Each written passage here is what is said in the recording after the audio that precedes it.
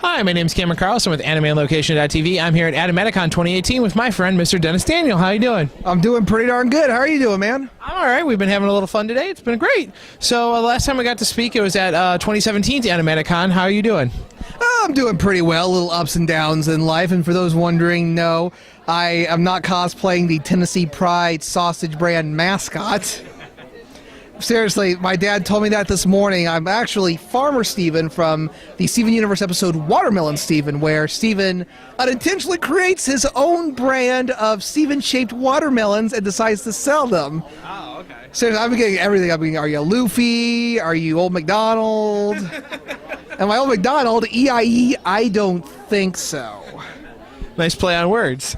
So, again, Steven Universe, you guys had your panel this afternoon. How did it all go, and how was the fan response? Oh, I thought it was very good. Apparently the Animatic Con people know good panels when they see them, and A Steven's Guide to the Universe is, I think, one of the best panels in the Ohio convention area. Of course, I'm being biased. But, no, we've seen a very steady growth since our founding in 2015. We are now approaching over 9,000 likes on Facebook alone. And we've just branched out into Instagram. And actually, we just streamed our panel from today on our Facebook page. And we're already getting, we almost got almost 1,000 views already. And we even got people watching in Spain. Wow. If that is not crazy enough to believe that there are people in Spain. It's got to be like what, like 4 a.m. there, and they're watching us. That truly is humbling. Well, awesome. Good thing for you. So, and the year for this theme of Animaticon is to do villains. How are you guys handling that, and what villain would you like to be? Well, here's the problem with that, Cameron. I don't know how to be a villain. I mean, look at this face. I'm too gentle, you know. I wouldn't hurt a fly. That's why I feel like the odd man out. I mean, look at everyone.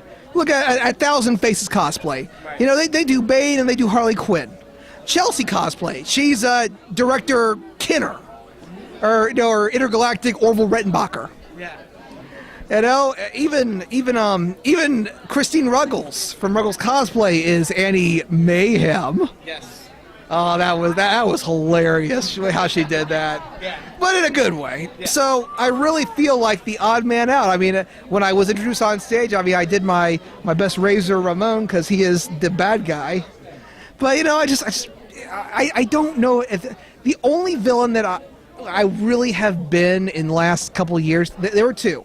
One of my first ever cosplays, I did Yami Bakura from Yu-Gi-Oh! Yep. And that was a train wreck, so we're never going to talk about that again. And then for a very brief while, I did Naraku from Inuyasha, and that went over like a lead balloon too. So I guess really, I mean, I don't know. Can you count Tiger Millionaire as a villain? Because he's a guy of the Beach City Underground wrestling fandom. It's like, you know, I don't know how to do villains. Too much of a good guy. Hero. Yeah. Alrighty, and again, sorry, we actually skipped over a question. When you're doing your panel, how do you keep the audience entertained and involved? By making as many cheesy jokes as I humanly can.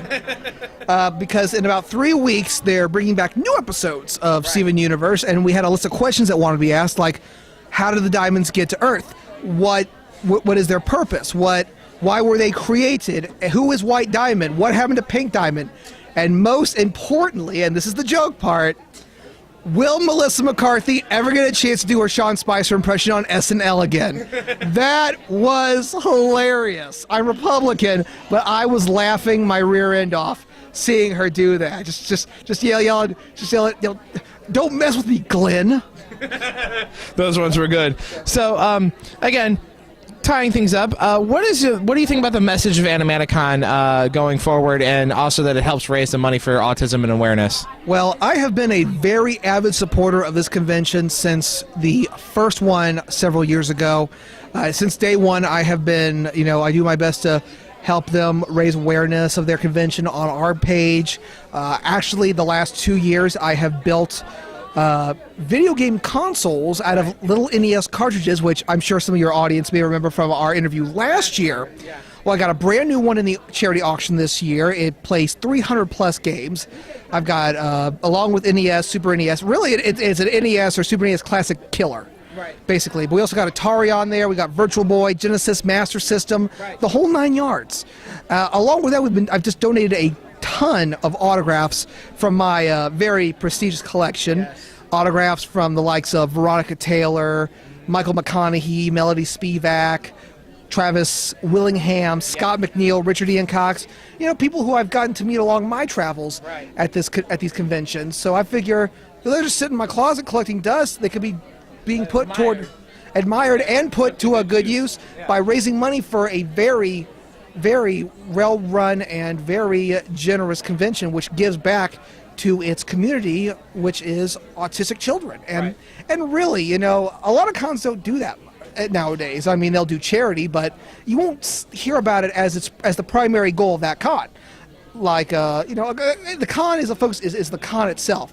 Animatic is different, and it separates itself from the other big ones by focusing on an environment that is safe, not only for regular schmucks like you and I, but for the autistic that are among the autistic kids that go to our conventions.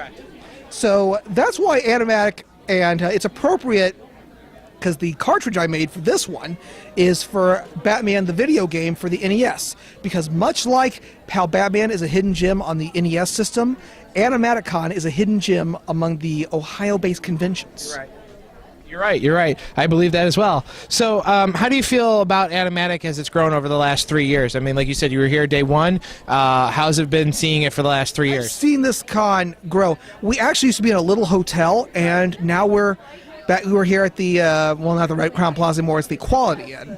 And I think that is truly a sign that this con is a very popular event in the Cincinnati area, and I think should be, you know, promoted more because, I mean, it may not have the luxury that OhioCon has or the size that MatsuriCon has, but you know what? Sometimes it takes away from the overall picture, and that's what makes Animaticon great, because you have that small con vibe, but you see the staff put their heart and soul into their work, and because of that, they just do an amazing job. And that's why every year I look forward to coming back and being a guest, because I take time off work to do this, because you know I burn my fingers using that glue and nail polish remover to get the excess off the cartridge consoles, because this is a labor of love for a convention that. You want to give that labor of love to someone. Exactly, absolutely.